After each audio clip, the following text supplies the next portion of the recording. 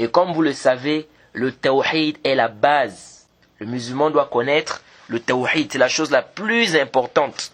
Le prophète Mohammed sallallahu alayhi wa sallam, quand il a envoyé Mu'adh au Yémen, dans le hadith d'Ibn Abbas, radiallahu anhuma, c'est rapporté par Bukhari Muslim, le prophète a dit: oh Mu'adh, tu vas vers les gens du livre.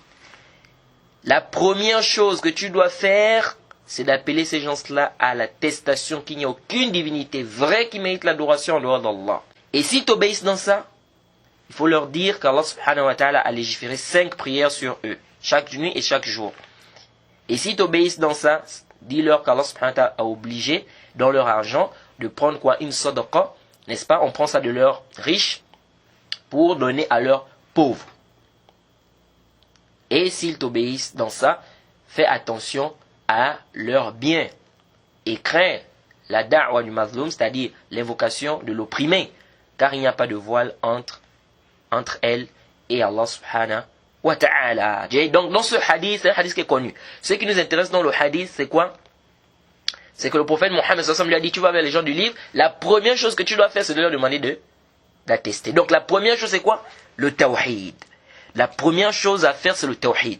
Le tawhid est la chose la plus importante que le musulman doit connaître. Parce que tu peux maîtriser le fiqh, tu peux maîtriser la jurisprudence islamique. C'est-à-dire, tu vas maîtriser par exemple comment on fait la prière, comment on fait les ablutions, le hajj, tu maîtrises, la zakat, l'héritage, tu maîtrises tout ça. Mais s'il n'y a pas le tawhid, ça ne te servira à rien du tout.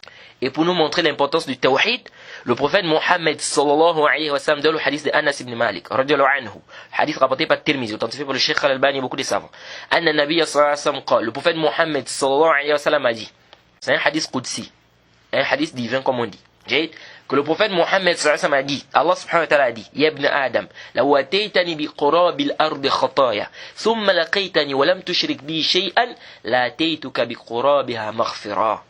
Allah subhanahu wa ta'ala dit: oh fils d'Adam, si tu me viens avec des péchés qui ont rempli toute la terre, et que je regarde à l'intérieur, il n'y a pas de shirk à l'intérieur, il n'y a pas d'association, je te pardonnerai ces péchés. Regardez les mérites, subhanallah, regardez les mérites du tawhid. Allah subhanahu wa ta'ala dit: si quelqu'un vient avec des péchés qui ont rempli toute la terre, vous imaginez la terre? Quelqu'un fait des péchés qui ont rempli toute la terre. Donc le vol, le zina, c'est-à-dire plein de péchés, ça remplit toute la terre. Allah subhanahu wa ta'ala dit: si à l'intérieur, dans tous les péchés là, il n'y a pas le shirk, Allah dit qu'il pourra pardonner. Est-ce que vous voyez les mérites du tawhid?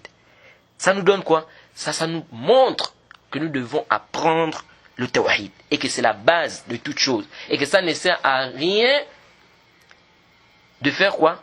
De dire que non, on ne doit pas apprendre le tawhid parce que tout le monde maîtrise le tawhid. Ça c'est une parole qui est quoi? Qui est nulle. Et vous allez vous rendre compte, quand on va rentrer en détail dans le livre, vous allez vous rendre compte qu'il y a des gens qui pensent maîtriser le tawhid, mais en réalité, ils ne maîtrisent pas le tawhid.